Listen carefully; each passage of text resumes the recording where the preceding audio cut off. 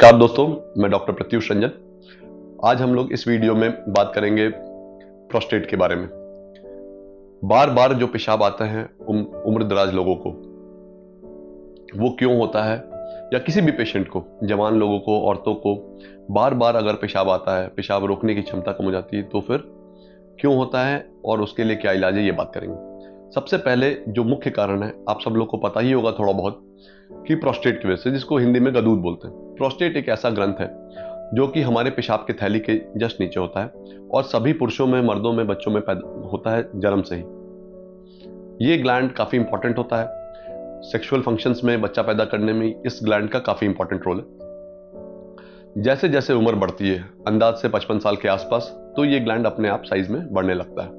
इस बढ़ने का कारण भी अच्छा है, हमारे बॉडी में जो टेस्टोस्टेरोन है, मर्दाना ताकत है, उन सब कारणों की वजह से ये ग्लैंड अपने आप साइज में बढ़ता है। जब साइज में ग्लैंड बढ़ता है तो पेशाब के रास्ते में पेशाब का जो नली है, जिसको यूरेथ्रा बोलते हैं, जो हमारे पेनिस के अंदर होता है, वो उस नली को ये दबाना शुरू करता है। तो दबाने की वजह से कई सारी प्रॉब्लम्स आती हैं। एक प्रॉब्लम सबसे इंपॉर्टेंट ये होता है कि जो पेशाब की धार जो काफी दूर गिर रही थी बॉडी से, वो पेशाब की धार बॉडी के पास आनी शुरू हो जाएंगी और ज्यादा सीवियर होने पे पैर पे ही गिरना शुरू हो जाएगा, जूते पे ही गिरना शुरू हो जाएगा। बार बार पेशाब लगना शुरू हो जाएगा, रात में भी कई बार पेशाब लगता है, जिसकी वजह से कई उम्र दराज लोग, जो लोग 60, 65 साल, 70, 75, 80 साल के लोग हैं, कई कई महीनों, सालों से सोए नहीं होते हैं, क्योंकि रात भर में वो 5, 6 बार, 7 बार सिर्फ पेशाब करने उठ जाते हैं।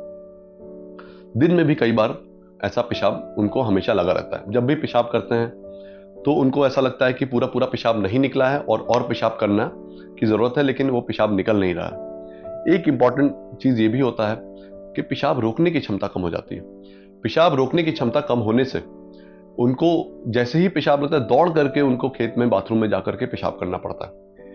कई बार ऐसा होता है कि वो लोग किसी फंक्शन में, शादी पार्टी में जाने से ही मना कर देते हैं, क्योंकि वहां पे अगर पेशाब लग गया तो कहां जाएंगे, या बस में बैठने से मना कर देते हैं कि भाई अगर हम बस में बैठ रहे हैं, रास्ते में पेशाब लग गया और बस वाला नहीं रोका मुझे, या बार बार रोकने से मना कर दिया, तो फिर हम लोग कहां जाएंगे। तो उनका लाइफस्टाइल जो भी फंक्शन करने लगता है, वो पेशाब के फ्रीक्वेंसी, पेशाब के तरीके से उनका पूरा पूरा जीवन का डिसीजन होना शुरू हो जाता है कि हम कहाँ जाएंगे, कहाँ रहेंगे, वहां पे बाथरूम मिलेगा, नहीं मिलेगा, ये सब चीज। तो ये एक प्रॉब्लम है। रात में 2 बार से ज्यादा पेशाब करना एक प्रॉब्लम है। 2 बार तक नॉर्मल है, 2 बार से ज्यादा करना एक एबनॉर्मल चीज होता है। इसका सबसे मुख्य कारण होता है प्रोस्टेट का बढ़ना। प्रोस्टेट के लिए हम लोग कुछ जांच कराते हैं। जैसा मैंने पिछले से पिछले वीडियो में बताया था कि आप लोग यूरोलॉजिस्ट से मिलिए। जो भी पेशेंट्स हैं, अपने घर में जो बुजुर्ग हैं, उनको लेके जाइए आसपास के यूरोलॉजिस्ट से, उनसे मिलिए और वो लोग कुछ ना कुछ जांच कराएंगे, जैसे अल्ट्रासाउंड में किडनी का स्टेटस, प्रोस्टेट का साइज कि 20 ग्राम है, 30 ग्राम है, 40, 50, 60, 70 कितना ग्राम का प्रोस्टेट है, और उसमें कितना ज्यादा पेशाब रुक रहा है। बहुत पेशेंट में पूरा पेशाब निकलता नहीं है, कुछ पेशाब रुक जाता है। तो किस अमाउंट का पेशाब रुक रहा है। 50 ml से ज्यादा है तो डेफिनेटली सिग्निफिकेंट है, और कभी कभी उससे कम भी सिग्निफिकेंट हो जाता है। तो लेकिन 50 ml से ज्यादा हमेशा और हमेशा एक सिग्निफिकेंट अमाउंट है, जो कि नहीं रहना चाहिए। तो पेशाब कितना बच रहा है, प्रोस्टेट ग्लैंड का साइज क्या है, किडनी का क्या स्टेटस, ये सब चीज तो पता चल जाएगा हमारे अल्ट्रासाउंड से। अलावा यूरोफ्लोमेट्री नाम की एक जांच होती है, जो कि पेशाब की धार बताती है। पेशाब की धार में गणित की भाषा में, ग्राफिकल मैनर में समझ में आता है कि प्रोस्टेट का प्रॉब्लम कितना सिग्निफिकेंट है और कितना नहीं। ये सब कुछ बेसिक जांच कराने के। इसके अलावा एक PSA नाम का जांच होता है, जो कि एक कैंसर का स्क्रीनिंग टेस्ट है, जो कि सभी बुजुर्गों में हो जाना चाहिए। नहीं भी प्रोस्टेट का प्रॉब्लम है तो PSA नाम का जांच तो एक फुल बॉडी चेकअप का एक पार्ट हो गया आजकल, जो कि सबको कराना ही चाहिए। ये एक कैंसर का स्क्रीनिंग टेस्ट है। जब पता चल गया कि पेशेंट को दिक्कत है, प्रोस्टेट साइज बढ़ा हुआ है और प्रोस्टेट के साइज बढ़ने से पेशाब में रुकावट आ रही है और दिक्कतें आ रही हैं, तो हम लोग जांच के बाद इलाज पे आते हैं। इलाज में बहुत अच्छी दवाई है, जिसको अल्फा ब्लॉकर्स बोलते हैं हमारे मेडिकल टर्म में। रात में एक गोली खानी होती है।